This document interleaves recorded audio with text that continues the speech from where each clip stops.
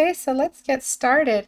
I'm going to talk about this piece, but before I do, I want to remind you guys there is a community challenge currently running, and it's due at the end of June or early July. And to get to it, you just got to go to istebrak.com and click on the subreddit icon right here. That'll take you to my subreddit. It's about floral creatures. So you pick any one flower that you like.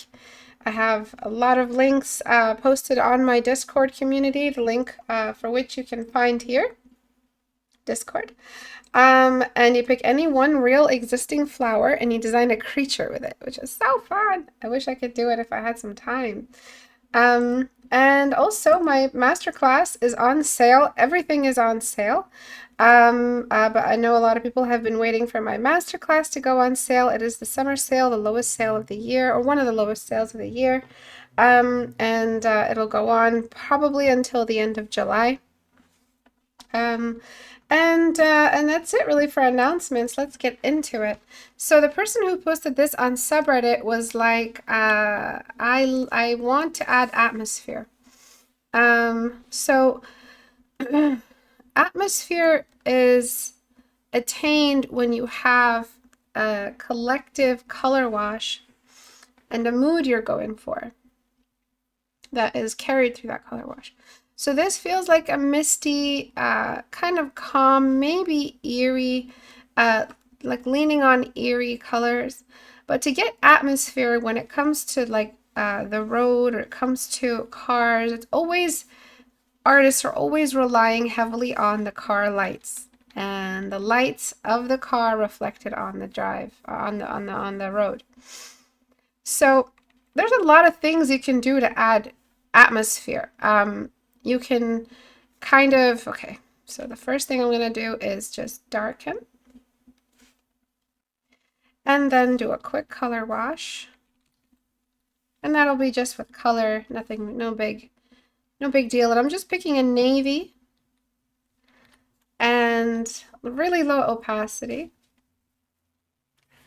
And I'm throwing it over the whole piece, but I'm deleting where the lights are and the reflection of the lights. So atmosphere and mood is created when you're in a mood looking at these things in real life. So you're not in much of a mood when it's like summertime and there's like the summery light, life-loving mood. But when you think about mood, you're always thinking about a dimmed light in some scenario. A lovey-dovey mood, you're dimming the light. A depressed mood, you're dimming the light. A mysterious mood, you're dimming the light. So usually when you talk about that type of mood, there's the light. That should be the first thing you go after. If you are going for like a mood that's more adventurous and beautiful, you want to saturate a little bit. Like for like a children's story, that type of mood, if that's what you mean by mood. You want to saturate the sky. You want to just make life fun to live in. And then I'm just going to throw some of that here, and I'm going to just get some green and throw it here, and then just saturate everything as much as possible. So this would be a very, very kind of like DreamWorks mood. Do you know what I mean by DreamWorks? Like just like a fun day outside. So the reason why you're not catching much of a mood in your piece, and I'm just going to throw some sunlight coming in from the top. The reason why you don't feel like you've captured any particular mood is because you've found this really, really middle ground.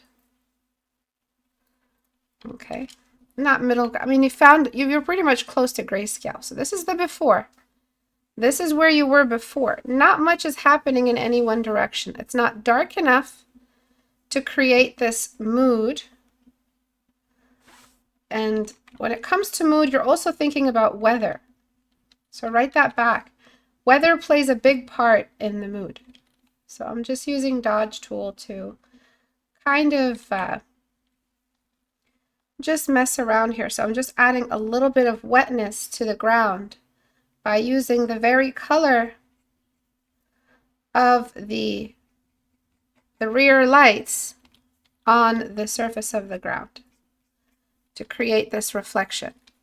And I'm using the sky color on the furthest part of the road to show that the road is actually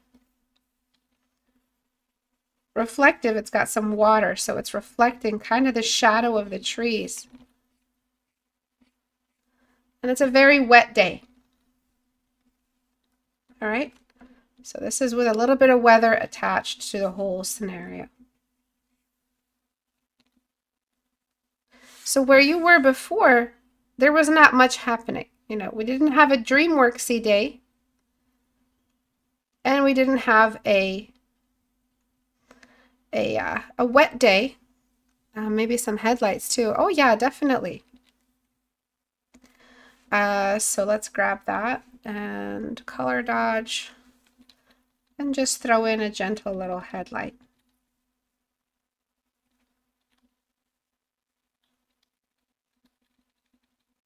Not much you can do with the headlight from this angle, but it's there. Don't want to make it look too cheesy. Okay, so this is typically what draws me to particular movies. So Coraline, outside of all the Neil Gaiman controversy, which honestly shocked me because I had no idea that shit was going on. Coraline, I'm just gonna pretend was written by somebody else because I really love that movie.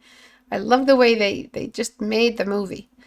And the reason why that movie is such a go-to for me is because of the mood and the atmosphere.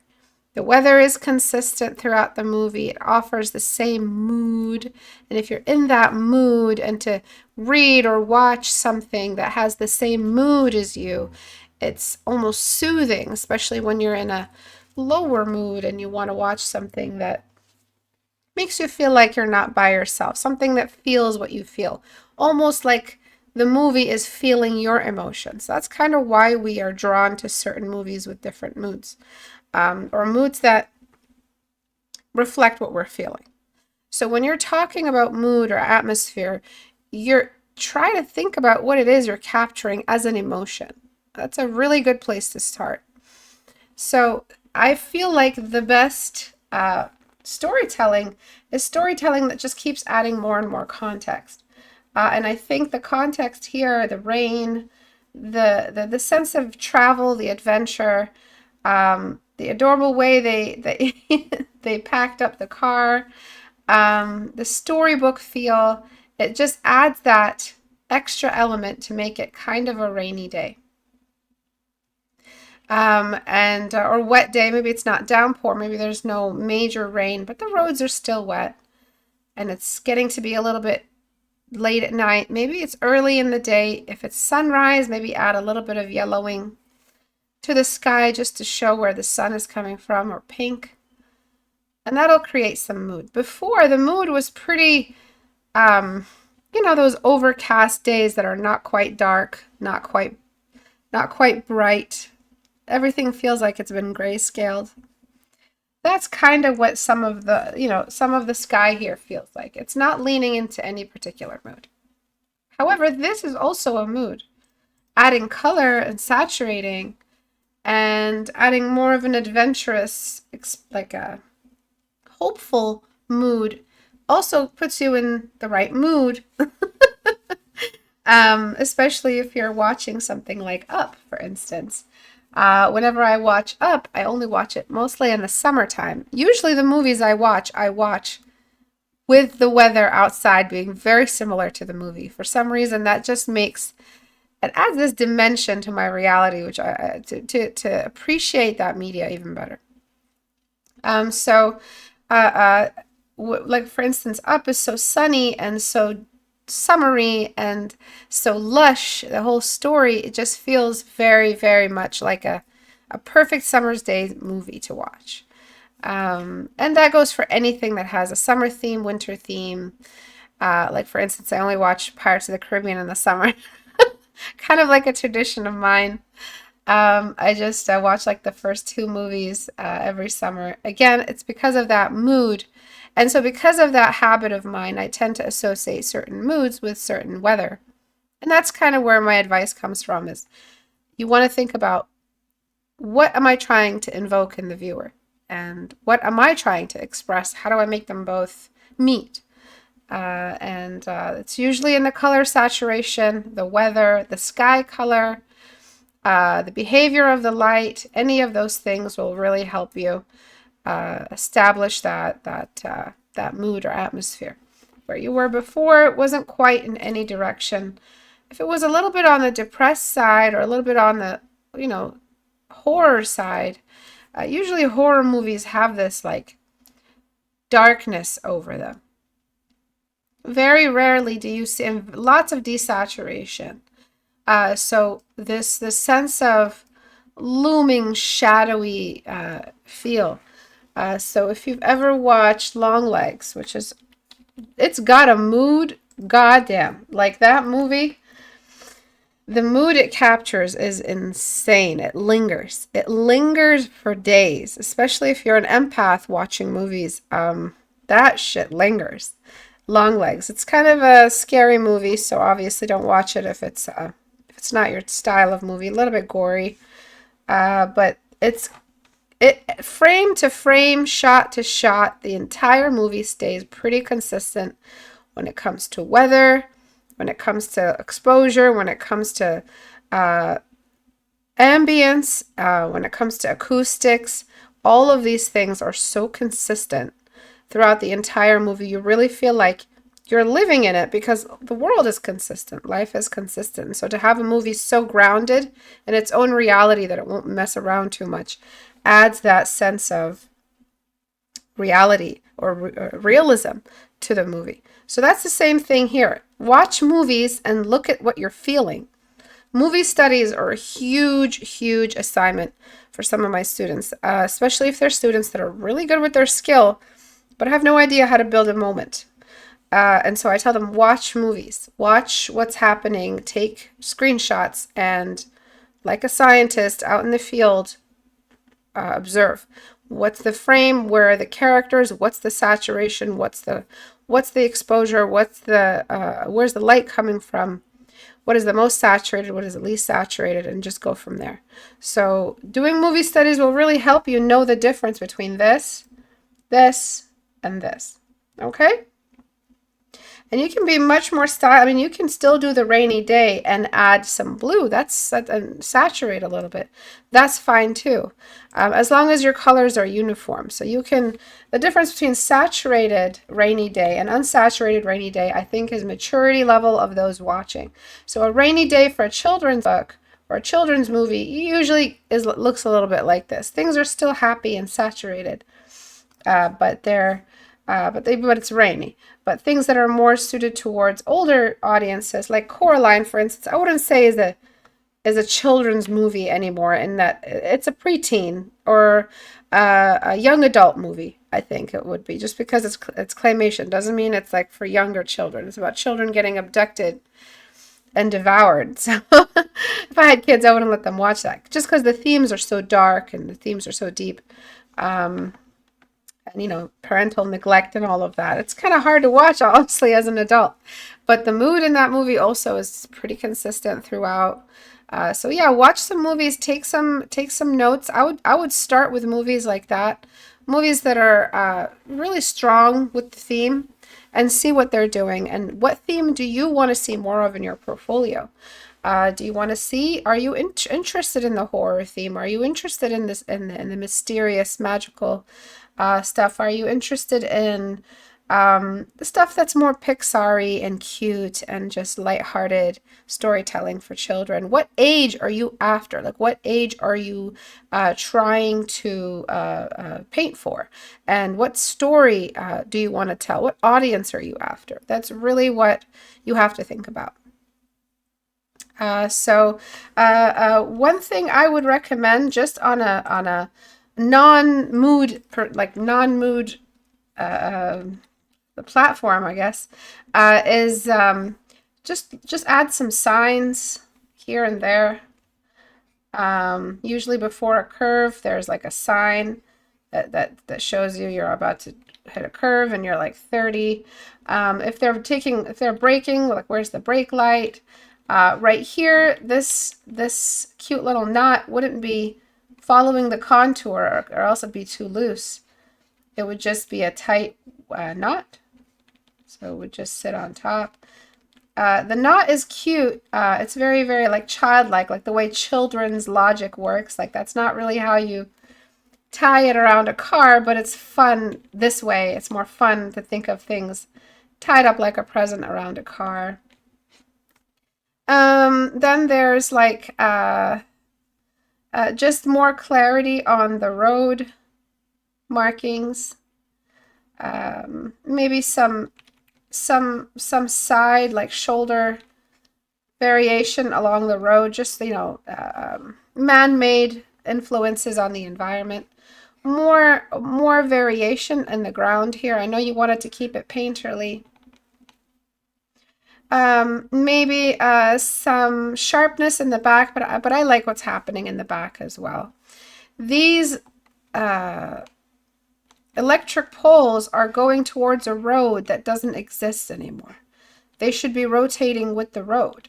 So this one should be this way. It should start rotating with the road, right? So this one doesn't exist anymore. And this one is rotating as the road rotates. Right? So the road is rotating that way. Other than that, I think, and then just letting this sign literally lean. I drew it badly. The sign is leaning over, but that honestly adds a charm to it, doesn't it? Just showing these events that happened outside our view, but they're visible now in the world. This world feels more real. Making this pole a little bit more leaning to the side as well just shows how old this county is, or wherever it is, and it feels more real that way. When you add age to things, you add realism. So age your stuff. Don't make everything look like it was freshly made, because it takes away from the realism of your drawing. So age your environments. I'll write that back. So I'm just adding that yellow. It's yellow here in the US. It might be white somewhere else. I don't know. I'm just gonna find a middle ground. Yeah, those types of details will really go a long way to making the drawing feel more complete. I love what you did with the car. However, the car feels very eerily empty. So let's distort the inside of the car with some stuff and some random miscellaneous stuff that's being moved.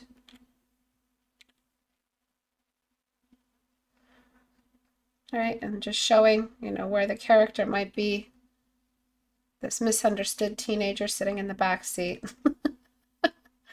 I used to be that misunderstood teenager sitting in the back seat, imagining a different life for myself.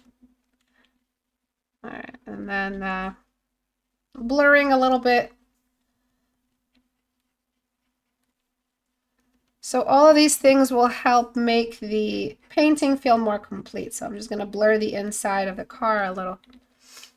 And then sometimes grabbing the sky color and reflecting it right on the windows makes a big difference, makes the windows feel more realistic because they're reflecting the sky. I would get rid of the knot, but I think the knot is cute. So it's really up to you how you want to do it. Usually it's not tied around the whole car because that would mess up the engine. It's just tied around the window. So it's usually tied around the door.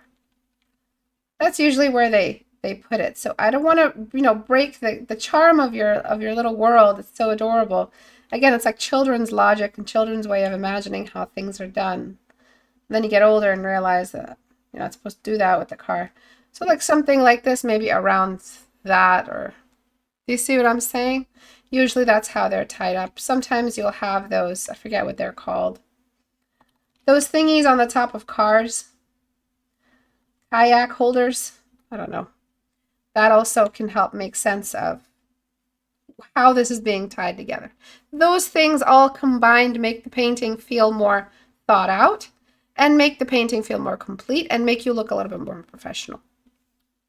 Usually the edge of the road is kind of a mess of weeds and all kinds of other things. It's part of the road that hasn't been driven on, so it's usually in like better condition. So usually we can just, mess around with it a little bit until it feels like there's a transition between road and grass. It can just, suddenly happen. I should be using my blocking brush to maintain the texture.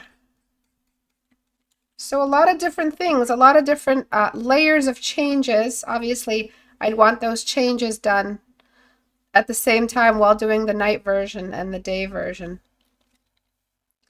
Throw in a pop of color as well, maybe like a red sign. And make it like a cute like red for the for the change, or actually that's for stop signs. I don't know. I don't know how it works in other countries. It feels like it's a European country because you're driving on the wrong side or the right side. And then just basic rendering. Maybe make it any color, really, any color that you feel like is missing in the image. Or something like that. Doesn't really matter. Just make sure it matches the environment. Maybe make it triangular to show it's a caution thing. Maybe keep it yellow. There's just a bit too much yellow happening. So your choice, what you want to do. But those are my suggestions. Atmosphere is about weather, and weather is about light environment and color wash. Atmosphere and mood are about like weather and lighting combined, as well as the general theme of the story that you're trying to tell. And if you weren't even thinking about a theme for the story, well, there's your problem. You didn't take your own painting seriously enough to give it those extra details, to believe in your own story, just enough that you can make these decisions. Hey, I didn't even think about that my characters might be in kind of a sad mood, that they're moving somewhere new, probably to a house that's going to be really weird for them at first. And that's kind of what I'm picking up off of this. But they're hopeful and they're starting fresh. If it's supposed to be a horror movie, I'm going to make things seem a little bit more scary, keep the viewer on edge. How do I even know what the viewer wants? Well, I'm a viewer. I can watch movies. How do I feel when I'm watching a horror movie, and how do they achieve that in the movie? Well, slow shots, desaturated scenes, dark scenes, and too dark for me to know what's exactly going on, raises my anxiety a little bit, makes me feel scared, which is why I even put on this movie to watch, so that I can feel this feeling, because I'm in the mood for a scary movie. See how that all works out, that timeline? So you're trying to do the same thing to your viewer. It's just a painting instead of a full movie. So watch more movies and take notes. Don't be passive consumer. You're an artist, so you're constantly collecting information about how to be a storyteller. Hello, Yasmin. Hi, Stebo. I drew the car on the left side only because I think it would look bad on the right side, too much in the middle. I see. Well, it's okay. It still makes sense because they're driving on the other side of the road, so it makes it the UK, which makes things even better because I've always wanted to live in the UK. You guys are so lucky you live out there. But that's it, really. That's all I wanted to talk about is mood, atmosphere, and dressing up your drawing a little bit more detail. Give us some context. Make the world real. If they have a road, they have signs. If they have signs, then they have all these other little road things and details on the car, insides for the car. All those types of things really help the viewer feel like, yeah, this artist is telling a real story. In fact, I want to see the rest. What goes on in this story? Can you please make this a movie? I want to see more. And some artist galleries I've come across make me feel like that. Like, oh my gosh, is this a movie yet? I need to be in this painting. I need to know what's happening. I need to, where are they going? Are they moving? And now I'm genuinely curious. I love the way you did your paintings, the paintbrushes. I love the implied bodies of foliage. I love that here. I love the slight red color here. Really, really beautiful stuff. If you use the reference, look out for horizon line. All those things, try to maintain them. And something as simple as just tilting the horizon over to show that the road slopes down while they're turning, and that's why these signs are just telling them slow down, you're about to do a slope, you know. That's all extra detail that's just really, really interesting to look at. Random waterfall, it never hurts joking. You don't have to make it about the waterfall. I hope that was helpful to you. And I want to remind you guys, there is a community challenge currently running on my community. So all you have to do is go to istebrak.com and click on the subreddit icon right here. That'll take you to my subreddit. You pick a flower, any flower that exists in nature, and you turn it into a creature. And the possibilities are endless. There are so many cool combinations of what this animal will look like. You can base it off a cat, you can base it off a bird, any creature, but it's a magical creature, and it's got some kind of magical element to it. The brief is here on my subreddit, and the winner gets to sit with me for 2 hours, 2 separate hours of portfolio review with screen share and everything, one-on-one, on Discord with me. So they win 2 portfolio review sessions with me. The winner also gets a copy of my masterclass, which is currently on sale, but they'll get it for free. This challenge is due at the end of June or early July. I haven't announced a deadline.